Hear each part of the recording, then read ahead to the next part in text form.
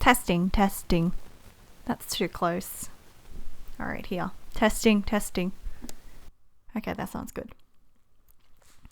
So, I recorded about 30 minutes of talking and then realized I didn't actually record it. So I'm going to redo this and try not to make that same mistake. It's definitely recording now. So let's do this.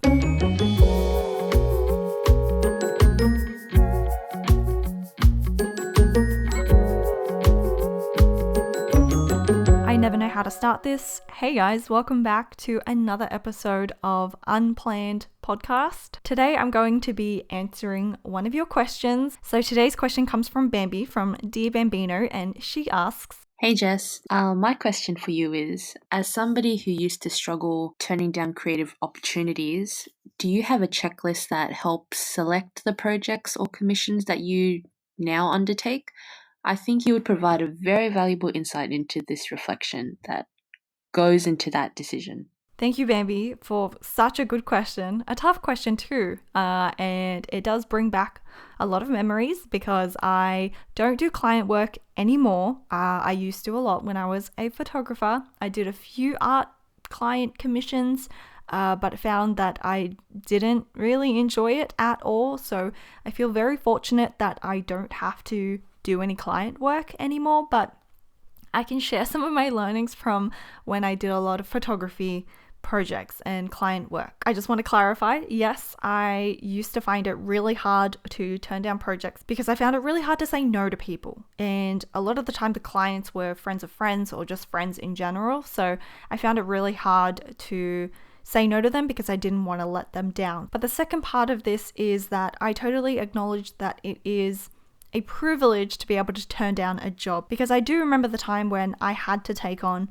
every job I could get. I was very grateful for every job I could get, no matter how bad it was, because it meant money and I needed money. And so I totally understand that not everyone has the privilege of saying no to a job. Obviously, there are exceptions. Even if you are desperate for money, there's probably some jobs that you just would not take. But I'm going to answer this question with some assumption that you do have some sort of control over what projects you do accept. So like I said, I don't do any more client work, but the same principle or checklist process still applies if I do have to make a decision. So the first question I always ask myself is, what is my gut reaction? Am I really excited for this project? When I first read that email, when I first hear about the project, am I really, really excited for it?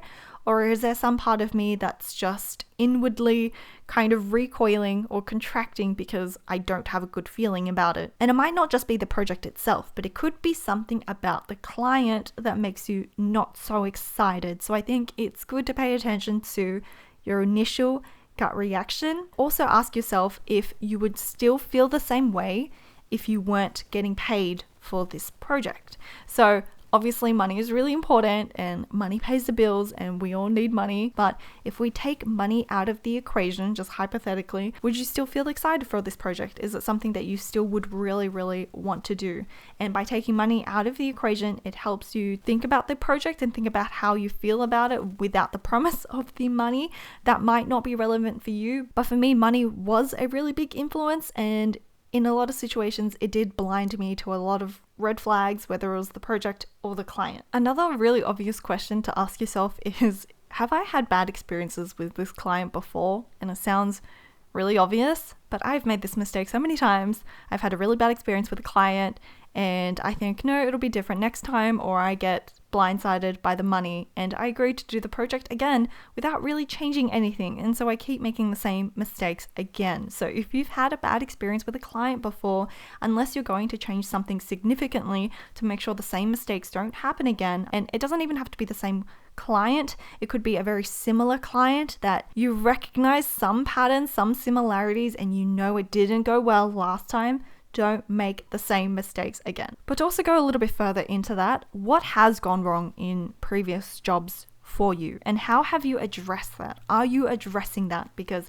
from personal experience, I know I just kept making the same mistakes over and over. I wasn't communicating clearly enough. I wasn't setting boundaries. I wasn't getting enough details to a job before I said yes. So make sure you have a look at your past jobs and look at the past mistakes that you have made to make sure that you're implementing things to avoid that in the future. So I'm going to go into some of the red flags for me personally, that I think are red flags, that helps me decide whether or not I should say yes or no to a job. And now, because I do have that privilege of being able to choose if I want to do client jobs, for me, it has to be a wholehearted yes. I have to absolutely be thrilled, so excited for the job that I say yes to it. If I don't, then I don't have time for it anymore. So now it's a little bit easier for me to say no to jobs because I just honestly just don't have the time for it anymore now that I'm doing the YouTube and the Patreon and these new podcasts. But back when I did have a lot of time, it was a lot harder to listen to myself and to listen to what I actually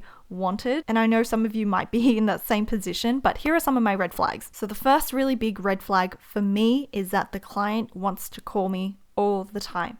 So me personally, I do not like phone calls. I don't mind phone calls if it has a purpose and if it's short. But from personal experience, a lot of clients just like to ramble on the phone and they want to talk to you and get things off their chest without really thinking it through themselves. One, that takes up so much time. Two, I don't like being expected to pick up the phone whenever they call me. I want that to be scheduled. So if I didn't mind phone calls, but the client was calling me all the time, I would make sure to communicate that you cannot just call me out of the blue. You would have to schedule in a call. I think that's really important. But client boundaries is kind of like a whole nother topic that we could go into. And I find that a lot of the time, clients can communicate the exact same thing in a very, very short email. So I don't like them offloading the work onto me in a phone call. And I also love to have things in writing. Another thing is that if a client messages me a lot, like text messages are kind of a weird one. It's up to you where you want to draw the line. For me personally, I don't think text messages or Instagram messages, DMs are a good idea at all unless you really, really know the client very, very well and you trust them. I think it's much better to stick to email. It's more professional. You'll have everything in writing, but mostly they will not expect you to be on call every single minute of the day. They don't have that access to your attention. When people use instant messaging platforms or just text messages, a lot of the time they expect you to reply instantly. So if a client is texting me a lot or messaging me on Instagram, I would try to divert that to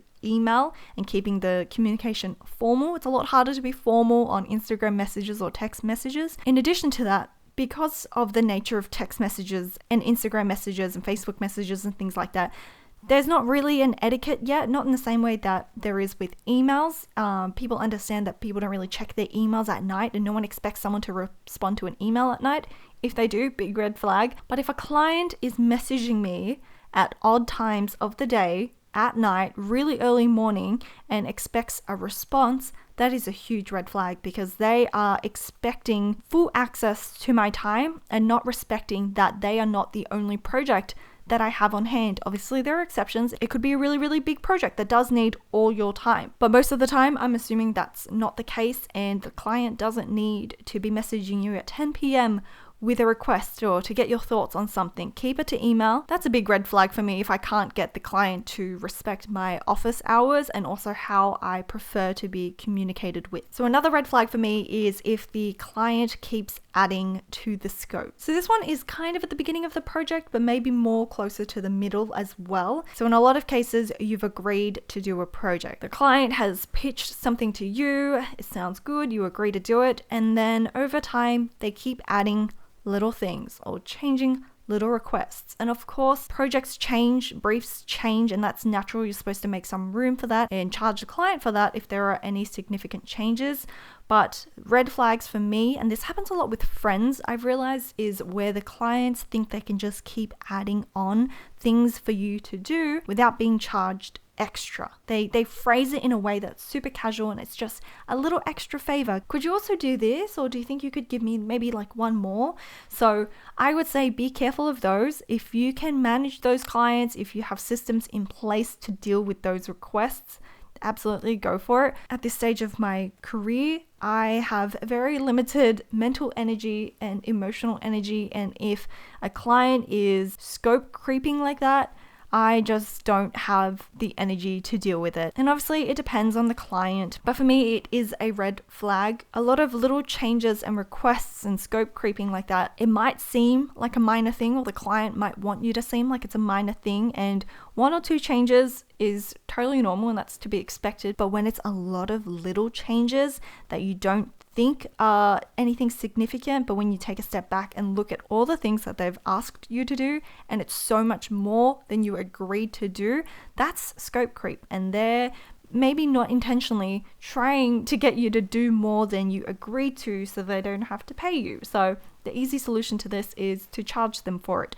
before you agree to do it or before you do anything extra. I know it's hard to set these boundaries with clients and it can feel really awkward, but you need to do this in order to protect yourself and to make sure you're not agreeing to do a project that will really, really drain you and that you will really regret. So make sure you know what your red flags are and where you draw the line. You need to have some sort of boundaries, otherwise clients will just keep taking and taking. You need to know yourself well enough to know where you will fail. I think another really big one, which I think is important to mention, it hasn't happened as much to me because photography is a little bit different to art in that way, but if a client is asking you to do something which might not necessarily be in your style, I think that one can be a bit of a red flag. That one totally depends on the project and the client, but in the same vein, if they don't know what your style is, they don't know previous work that you've done, you're just an illustrator that they know of because somebody recommended you, or you're just a photographer.